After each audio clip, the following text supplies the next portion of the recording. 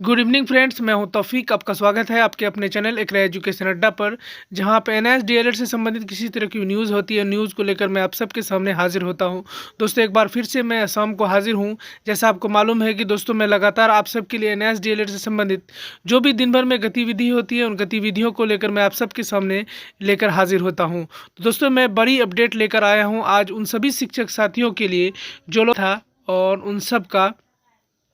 और BPSC TRE 2 में इतना अच्छा नंबर आ रहा था कि वो अगर एग्ज़ाम में उनका रिज़ल्ट दिया जाता तो उस एग्ज़ाम में वो आराम से क्वालिफाई थे और उनकी नौकरी आराम से लग जाती। तो दोस्तों, उन सभी के लिए एक अच्छी अपडेट, बहुत ही अच्छी अपडेट लेकर मैं आप सबके सामने हाज़िर हुआ हूँ। दोस्तों, जैसा आपको मालूम है कि पप्पू सर जो है एनआईएस डीएलएड के संबंधित क्या कहते हैं प्रयास वो लगातार कर रहे हैं, और उस प्रयास में उन्होंने आज उन सभी जो बीपीएससी टीआरई 2 में वैसे शिक्षक साथी जिनका मेरिट में नाम आ सकता था उनके मेरिट कट ऑफ के हिसाब से, तो उन सभी शिक्षक साथियों के लिए वो खड़े हो चुके हैं। उन सबको देख रहे हैं कि आप पटना में माफ़ कीजिएगा, दिल्ली के सुप्रीम कोर्ट के गेट पर पप्पू सर और उनके साथी खड़े हैं। तो उन सब का आपको मैं सबसे पहले बता दूं कि एक बड़ी अच्छी खबर है उन सभी शिक्षक साथियों के लिए जो लोग शिक्षक बहाली में भाग लिए हुए हैं और उनका कट ऑफ भी मार्क अच्छा आ रहा है, तो वो इसमें बहाल हो सकते हैं। तो उन सब के लिए बहुत ही अच्छी खबर है कि उन्होंने एक रीट दायर किया है, जो कि इसको उन सभी शिक्षक साथियों के लिए जो लोग एनआईएस से डीएलएड किए हुए हैं और बीपीएससी टीआरई 2 में वो मेरिट में आ रहे हैं, उन सब के लिए रीट दायर किया गया है। उनको ये कहा गया है, सर कोर्ट में ये कहा गया है कि जो शिक्षक साथी हमारे जब आपने जैसे आपने देखा होगा कि जजमेंट में जो सुप्रीम कोर्ट का जजमेंट आया है, उस जजमेंट में ये कहा गया है कि जो 10/8/2017 से पहले किसी भी सरकारी स्कूल या प्राइवेट स्कूल में पढ़ा रहे थे वो सभी मान्य हैं। लेकिन उस सब को देखने के बावजूद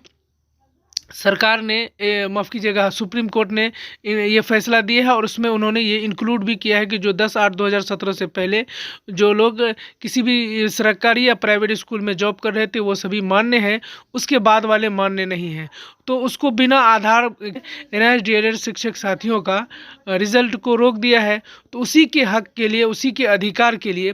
पप्पू सर जो है वो रीट दायर किए हैं। और उनमें जो आप जानते हैं कि पप्पू सर जब रीट दायर किए हैं तो उसमें हर हाल में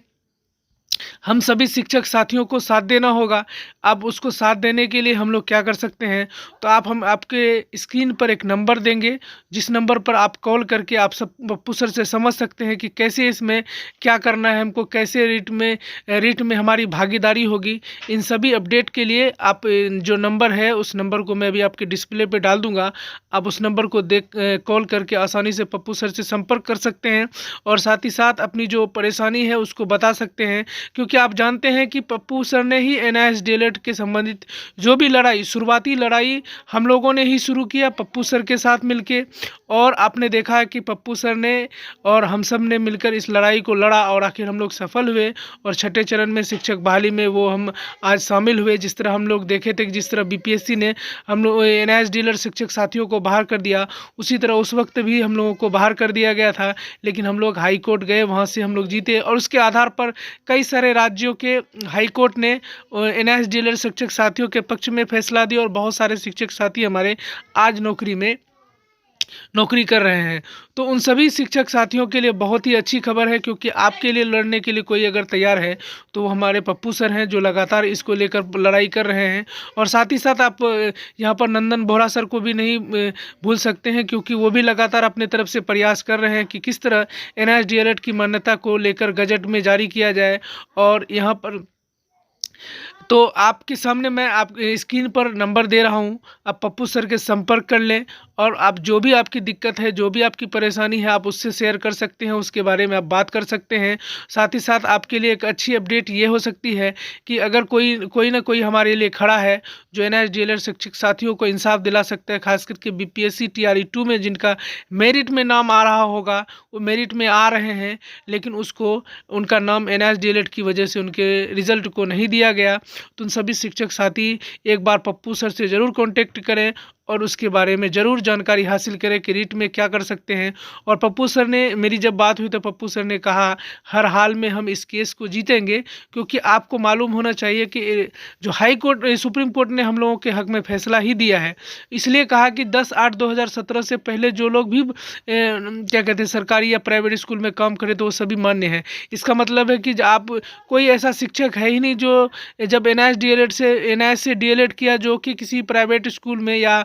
कहीं ना कहीं सरकारी स्कूल में जॉब कर रहा था। वो सभी शिक्षक साथी हमारे एलिजिबल हैं। तो आप पप्पू सर से ज़रूर बात कर लें, उनसे कांटेक्ट कर लें कि कैसे क्या किया जाए, कैसे हम उनके साथ हो जाए। तो चलिए दोस्तों, मुझे ये अपडेट देते हुए बहुत अच्छा लग रहा है, क्योंकि उन सभी शिक्षक साथियों के हक के लिए लड़ने के लिए पप्पू सर तैयार हो चुके हैं। तो आप उनका साथ दीजिए, और जैसे भी जो भी परेशानी है,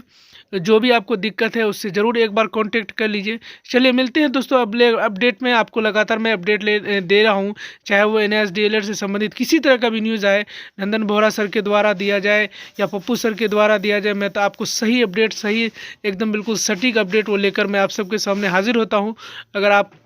हमारे चैनल से माध्यम से एनआईएस डीएलएड से संबंधित किसी तरह की भी न्यूज़ सबसे पहले और सबसे सटीक तरीके से पाना चाहते हैं, तो मेरे चैनल को जरूर सब्सक्राइब कर लें, साथ ही साथ बेल आइकन को प्रेस कर लें कि जैसे ही कोई वीडियो डालूँ सबसे पहले उसका नोटिफिकेशन आपको मिल जाए।